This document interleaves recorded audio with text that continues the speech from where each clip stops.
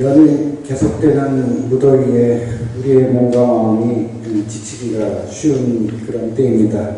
우리 주님께서 주시는 은혜와 평강이 우리 교우님들과 함께 하시기를 기원합니다.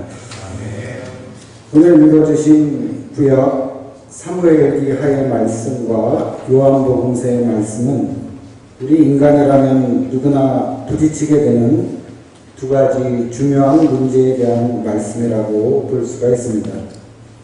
그 두 가지 문제는 먹는 문제, 그리고 남녀 문제라고 볼 수 있습니다. 흔히 오병이어의 기적으로 알려진 많은 군중들에게 식사를 제공하는 사건이 먹는 문제와 관계된 것이라면 가장 훌륭한 이스라엘의 왕으로 칭송받던 다윗이 결국 살인이라는 악한 범죄를 저지르게 되는 사건은 남녀 문제에 관계된 것이라고 할 수가 있습니다. 우리는 이 두 사건을 보면서 먹는 문제 그리고 남녀 문제, 이 두 문제를 어떻게 해결해야 하면 좋은가를 한번 생각해 보게 됩니다. 크게 보면 먹는 문제는 경제의 문제라고 할 수가 있고, 남녀 문제는 힘의 문제, 정치의 문제라고도 볼 수가 있습니다. 먹는 문제와 남녀 문제는 우리 모두에게 가장 기초적이고 본능적인 문제이면서도 높은 도덕성과 수행을 요구하는 후천적인 문제라고 볼 수도 있습니다. 그리고 이 문제들은 어느 순간 누구에게나 찾아올 수 있는 유혹과 시험의 문제이기도 합니다. 우리의 욕심을 따라가고 우리의 욕망에 끌리다 보면 결국 돌이킬 수 없는 파국에 이르게 됩니다. 오늘날도 이 두 문제의 시험을 극복하지 못해 끝없는 나락으로 추락하는 많은 사람들이 있습니다. 그리고 우리들 자신도 이 두 문제로부터 자유롭지는 못할 것입니다. 그래서 우리는 이 문제들에 대해서 늘 깨어 있어야 하고 준비해야 하는 것입니다. 오늘 말씀의 제목을 계산을 초월하는 하나님의 사랑이라고 하였습니다. 이 제목은 에베소서 3장 19절에 지식을 초월하는 그리스도의 사랑에서 지식 대신 계산이라는 말로 바꾸어 본 것입니다. 계산이라는 단어에는 여러 뜻이 있습니다. 수를 헤아린다는 뜻도 있고, 어떤 일을 예상하거나 고려한다는 뜻이 있고, 값을 치른다라는 뜻이 있습니다. 합리적이고 이성중심적인 현대 사회에서는 이 계산의 능력이 어떤 일을 기획하고 시행하고 성취하는 데 중요한 요소라고 할 수 있습니다. 모든 분야에서 중요한 일들은 숫자로 제시되고 통계로 나타납니다. 인간은 계산을 통해서 모든 것을 결정하고 지배합니다. 먹는 문제로 대표되는 경제 문제에도 계산이 중요합니다. 합리적이고 치밀한 계산으로 현실을 파악하고 미래를 예측합니다. 계산에서 벗어나는 일은 불가능한 일이기 때문에 판단에서 제외됩니다. 그러나 반대로 남녀 문제, 정치적 문제의 맹점은 계산대로 되지 않는다는 것입니다. 어떤 의미에서는 계산이 안 됩니다. 합리적인 판단, 이성적 사고로 발생해서는 안 될 일들이 실제로 발생한 것이 바로 남녀의 문제라고 할 수 있습니다. 이처럼 먹는 문제, 경제 문제가 치밀한 계산의 문제라면 남녀 문제, 정치적 문제는 계산대로 되지 않는 그러한 문제라고 볼 수가 있습니다. 그런데 우리는 종종 우리의 치밀한 계산을 벗어나는 일들에 부딪히게 됩니다. 그리고 우리의 계산대로 안 되지만 꼭 해결해야 할 일들을 만나게 됩니다. 계산도 안 되고 합리적으로 해결할 수도 없지만 우리가 지고 가야 할 그러한 문제들도 있습니다. 그러한 문제들, 즉 인간의 합리적 판단을 벗어나는 문제들, 인간의 계산대로 안 되는 문제들을 우리는 어떻게 마주해야 할까요? 오늘 요한복음서의 오병이어의 사건과 삼위일기하의 다윗 왕의 범죄 사건의 서두는 인간의 계산의 한계를 벗어나는 상황과 인간의 이성이 작동하지 않는 상황을 보여주는 구체적인 예라고 할 수가 있습니다. 이러한 한계 상황을 우리는 어떻게 돌파할 수가 있을까요?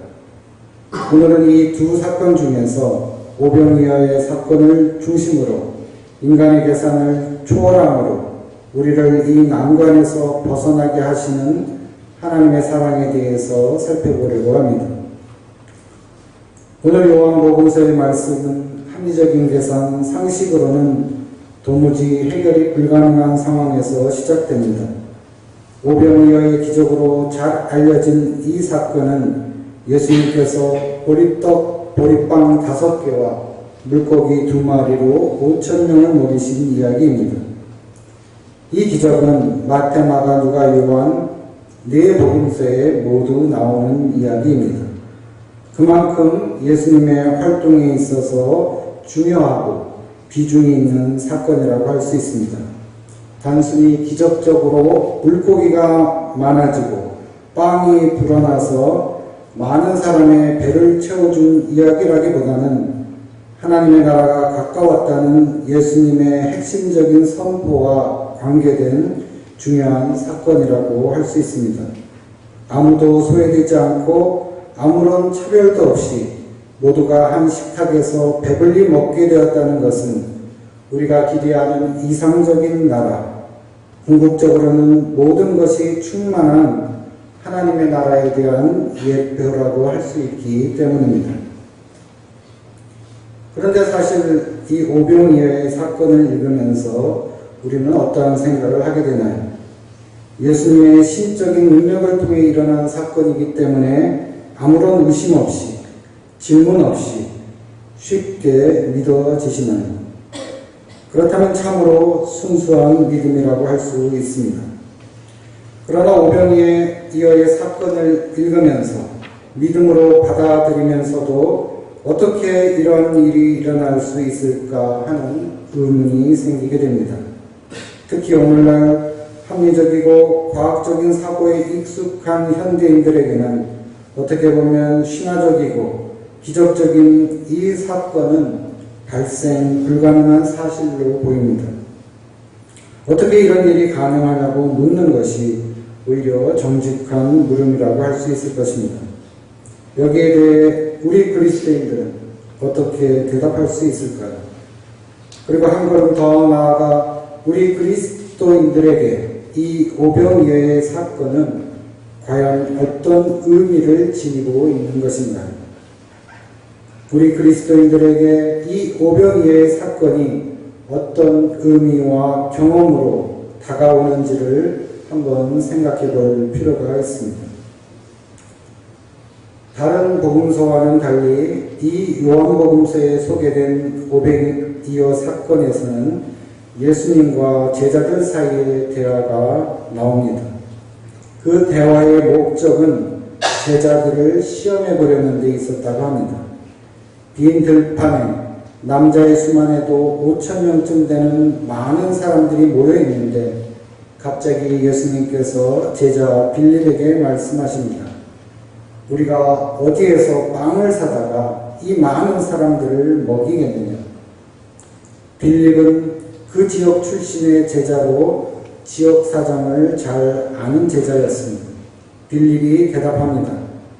이 많은 사람에게 조금씩이라도 먹이려면 빵 200데나리온어치를 가지고서도 충분하지 못합니다. 당시 한 데나리온이 노동자의 하루 품삯이었다고 합니다. 오늘날로 계산을 해보면 하루 일당을 10만 원이라고 한다면 2천만 원에 해당하는 빵을 사갖고 오더라도 오히려 부족하다는 이야기입니다.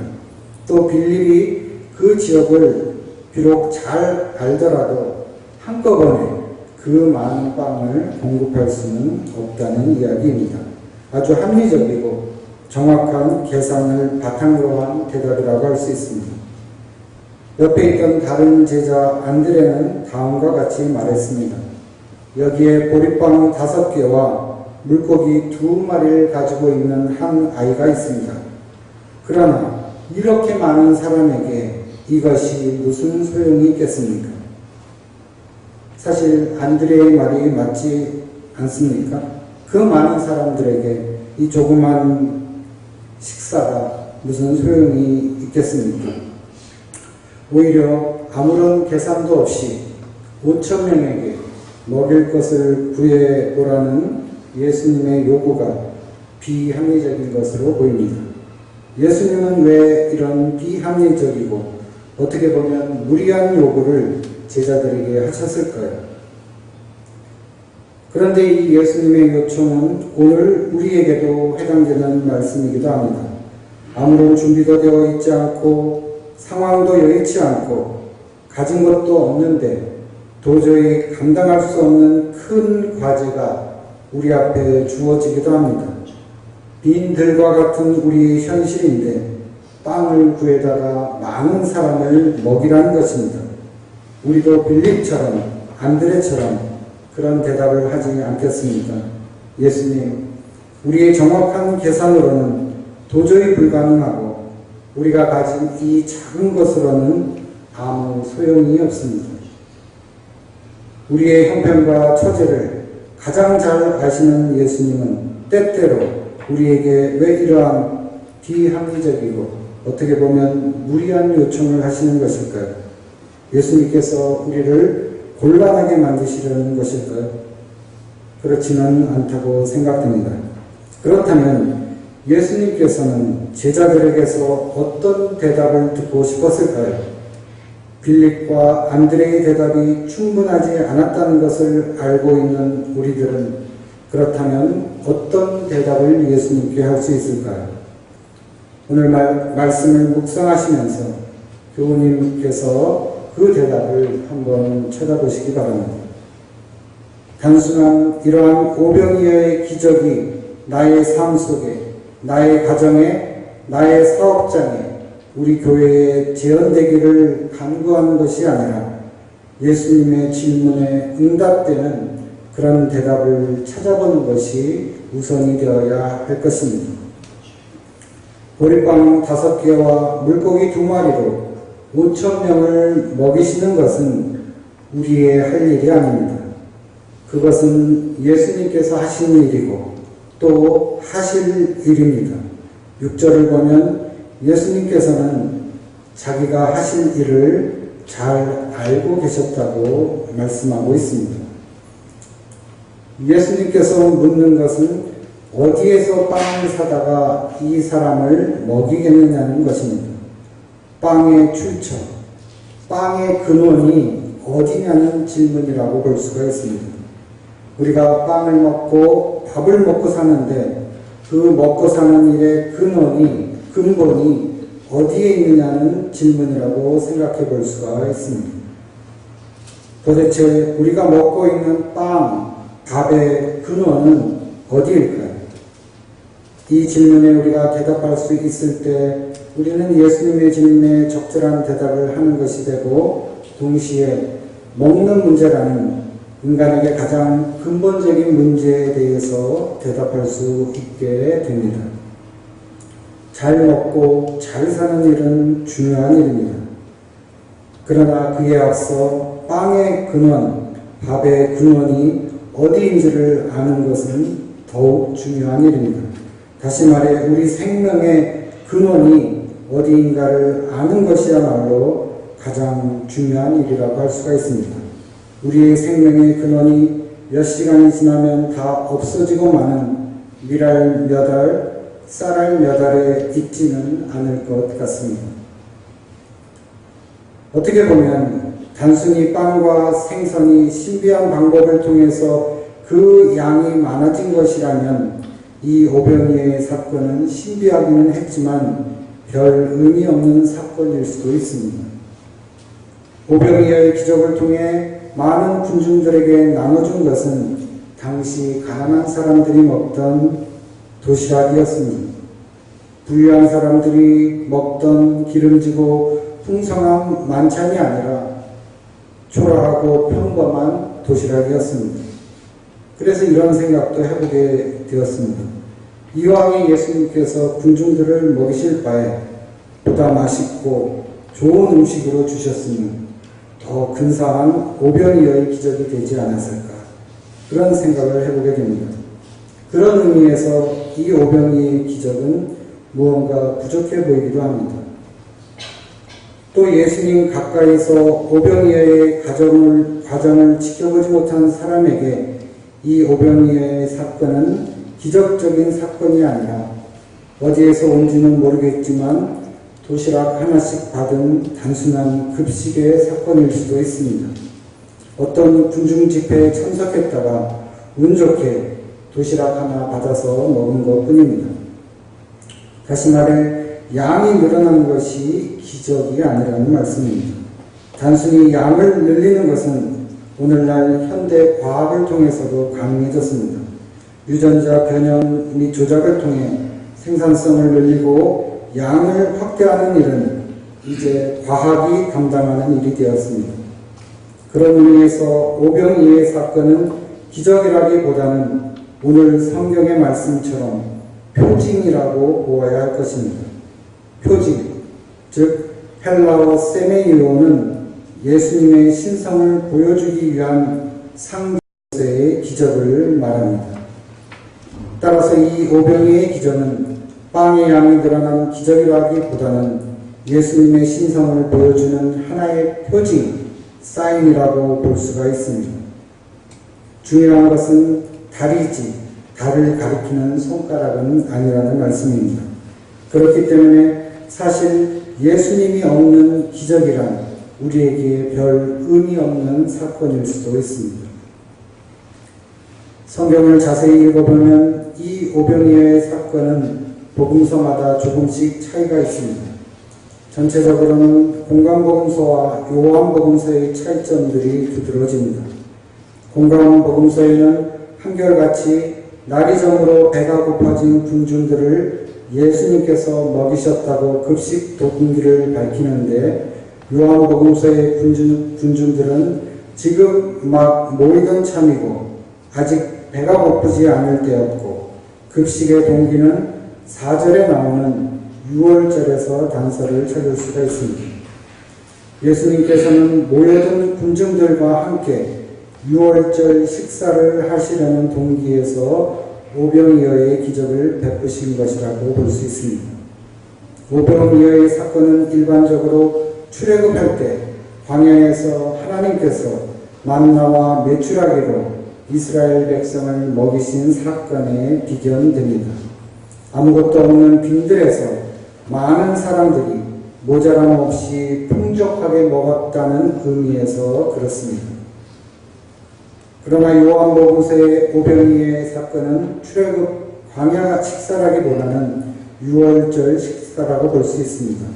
다른 복음서에 보면 예수님께서는 6월절을 지키기 위해 예루살렘으로 가셔서 제자들과 6월절 식사를 함께 하셨고, 마지막 만찬으로 알려진 이 6월절 식사가 성만찬의 기원이 됩니다. 그러나 요한복음서에는 마지막 만찬이 나오지 않고 이 오병이어의 식사가 그 자리를 대신합니다. 그런 의미에서 요한복음서의 오병이어 사건은 성만찬의 기원이 되는 6월절 식사라고 할 수가 있습니다. 이스라엘 백성이 출애굽할 때 양을 잡아 함께 먹고 그 피를 문설주에 바름으로써 구원을 받는다는 6월절 사건의 재현이라고 볼 수가 있는 것입니다. 따라서 예수님께서 자신을 군중들에게 양식으로 먹이신 사건이 바로 이 오병이어의 사건이라고 할 수가 있습니다. 이러한 성례전적인 동기에서 볼 때 이 오병이어의 사건은 인간을 구원하시기 위한 하나님의 극진한 사랑의 표징입니다. 자신의 몸을 깨뜨려 그 살과 피로 많은 사람을 살리신 그리스도의 사랑의 너비와 길이와 높이가 드러난 사건이 바로 이 오병이어의 사건의 핵심이라는 것을 이 요한복음서는 말해주고 있습니다. 인간의 합리적인 계산을 넘어선 하나님의 은혜가 바로 이 오병이어의 핵심이라는 것입니다. 하나님의 사랑은 합리적인 계산이나 이성적인 판단을 초월합니다. 다시 말하면 인간의 지식을 초월하는 사랑이십니다. 하나님의 사랑을 통해 계산이 불가능한 것, 계산이 안 되는 것들이 계산 가능한 것으로, 계산되는 것으로 변화가 됩니다. 그동안 불가능했던 것들이 현실이 되고 그동안 바랄 수 없었던 일이 한 자리에서 이루어집니다. 그것이 하나님의 사랑이고 그리스도의 사랑입니다. 오늘 에베소서의 말씀처럼 우리가 지식을 초월하는 그리스도의 사랑을 알게 될 때 우리는 하나님의 온갖 충만하심으로 충만하게 됩니다. 충만하여 넘치고 남게 되는 것이 바로 하나님의 은혜이고 그리스도의 사랑입니다. 그렇기 때문에 사랑 안에서는 모든 것이 가능하고 모든 것이 될 수 있고 모든 것이 충만하게 되는 것입니다. 한계에 부딪히고 큰 죄에 빠져 옴짝달싹 못하는 인간의 연약함을 친히 담당하신 예수 그리스도의 십자가의 사랑이 우리 마음속에 머물러 계시므로 우리는 빈들과 같은 상황 속에서도 날마다 풍성한 식탁을 맞이하고 있습니다. 이 양식은 오직 예수 그리스도께서만 줄 수 있는 하늘의 양식입니다. 그리고 이 양식이 우리에게 생명의 양식이 됩니다. 우리가 지닌 것은 보리빵 5개와 물고기 2마리라는 보잘것없는 한 끼의 양식이지만 예수님이 함께 하실 때 이 양식은 5,000명을 배불리 먹이고도 남는 하늘의 양식이 됩니다. 우리가 계산하고 근심하고 걱정하는 많은 사람을 먹이는 일은 예수님이 하신 일이고 또 예수님이 하실 일입니다. 우리에게 필요한 것은 비록 보잘것없는 보리빵 5개와 물고기 2마리 뿐이지만 예수님 앞에 겸손히 내어드리는 용기입니다. 묵상기도 드리겠습니다.